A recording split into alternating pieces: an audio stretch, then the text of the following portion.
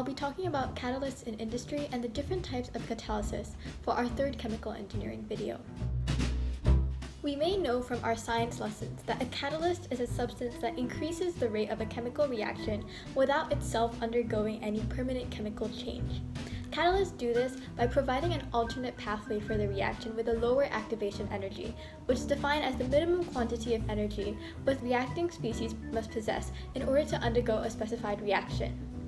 In industry, catalysts are very useful because they allow reactions to be carried out under milder conditions with less energy needing to be supplied to the reaction. For example, the reaction might be able to be carried out with a lower temperature, which saves electricity, and this saves operational costs as well as reduces the environmental impact. There are two main types of catalysis: heterogeneous catalysis and homogeneous catalysis. In heterogeneous catalysis, the catalyst is in a different phase or state of matter to the reactants and products. Heterogeneous catalysis is often favored in industry, as the catalyst can be easily separated and recovered from the products, although the process is often less specific and allows side reactions to occur. The most common examples of heterogeneous catalysis in industry involve the reactions of gases being passed over the surface of a solid catalyst, often a metal, metal oxide, or zeolite. A zeolite is a microporous aluminosilicate mineral. Chemical engineers have to design and oversee structures and machinery, such as purifiers and chemical reactors, that enable catalysis to occur on a large scale. So here's how heterogeneous catalysis works, assuming that the reactants are gases and the catalyst is a solid, which is how it normally works in industry. Firstly, the reactant gas molecules diffuse onto the surface of the catalyst. Secondly, the reactants are adsorbed onto the surface of the catalyst at an active site. Adsorption is the adhesion of atoms, ions, or molecules from a gas, liquid, or dissolved solid onto a surface, creating a film of the adsorbate onto the surface of the adsorbent. Adsorption is separate from absorption. An active site of the catalyst is a place on the catalyst that is especially conducive to adsorption. Physisorption, the formation of weak intermolecular bonds with the atoms of the catalyst, may happen, followed by chemisorption, which is the formation of chemical bonds between the reactant and catalyst. Thirdly, there's an interaction between the surface of the catalyst and reactant molecules, making them more reactive, which might involve an actual reaction with the surface, such as chemisorption, or some weakening of the bonds in the attached molecules. The reaction will happen at a lower activation energy pathway, where chemical bonds are broken and formed to bring about the formation of product molecules. Lastly, the product molecules are desorbed and break away from the active site, leaving it available for a new set of molecules to attach to and react on the catalyst, repeating a cycle. A good catalyst needs to adsorb the reactant molecules strongly enough for them to react, but not so strongly that the product molecules stick more or less permanently to the surface. An example of heterogeneous catalysis in industry is the contact process to produce sulfuric acid. During the contact process, sulfur dioxide has to be first converted into sulfur trioxide.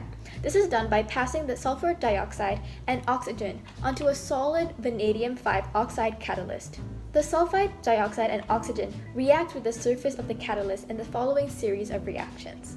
So, firstly, the sulfur dioxide is adsorbed by the catalyst. Then, it is oxidized to sulfur trioxide by the vanadium 5 oxide. In the process, the vanadium 5 oxide is reduced to vanadium 4 oxide, and the transition state nature of the vanadium metal means it can take on multiple oxidation states, beneficial for catalysis. After sulfur trioxide is desorbed, oxygen from the air is adsorbed onto and reacts with the catalyst, oxidizing it back into vanadium 5 oxide.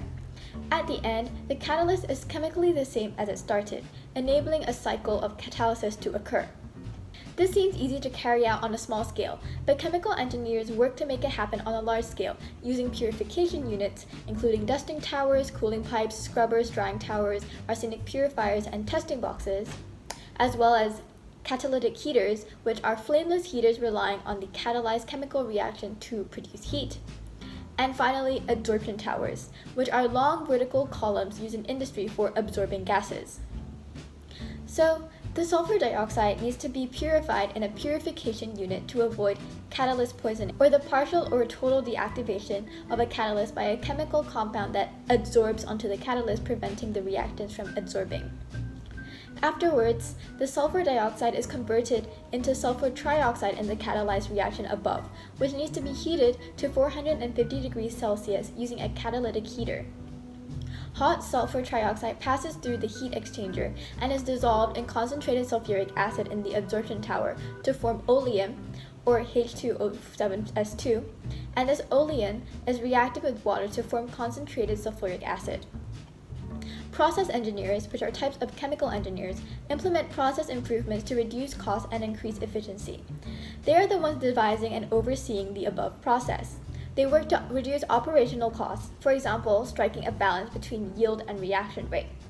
If we look at the reaction between sulfur dioxide and oxygen, according to Le Chatelier's principle, a lower temperature should be used to shift the chemical equilibrium towards the right, increasing the percentage yield. However, too low of a temperature will lower the formation rate to an uneconomical level. So, to increase the reaction rate, process engineers decided that high temperatures of 450 degrees Celsius, medium pressures of 1 to 2 atmospheres, and a vanadium 5 oxide catalyst will be used to ensure an optimal or more than 95% conversion. In homogeneous catalysis, the catalyst is in the same phase or state of matter to the reactants and products. An advantage of homogeneous catalysis is that the catalyst mixes into the reaction mixture, allowing a very high degree of interaction between the catalyst and reactant molecules. However, unlike heterogeneous catalyst, the homogeneous catalyst is often irrecoverable after the reaction has run to completion, so they are less often used in industrial settings. The steps of homogeneous catalysis is just the same as a normal reaction, but the catalyst is formed as an intermediate during the reaction, which then decomposes to form the product and the unchanged catalyst, as we can see in the diagram. An example of homogeneous catalysis is the manufacture of ethane 1,2-diol using a sulfuric acid catalyst.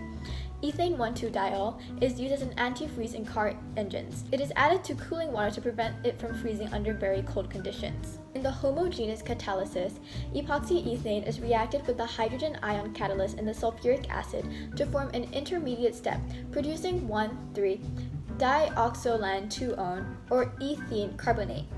Ethene carbonate is then reacted with water to form ethane 1,2-diol, losing the hydrogen ion at the end, showing that the sulfuric acid remains unchanged chemically by the end of the reaction.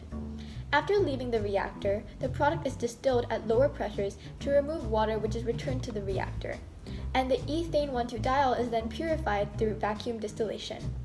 Heat from the reactor is used to heat the distillation columns, and this process is also overseen by process engineers. Another example of homogeneous catalysis is biocatalysis with enzymes, which I mentioned in the biotechnology video 2 weeks ago. Overall, catalysts play an important role in industrial research, the chemical industry, and the chemical engineering field. Different catalysts are in constant development to fulfill economic, political, and environmental demands. When using a catalyst, it's possible to replace a polluting and high-cost chemical reaction with a low-cost and more environmentally friendly alternative. Today and in the future, this is vital for the chemical industry.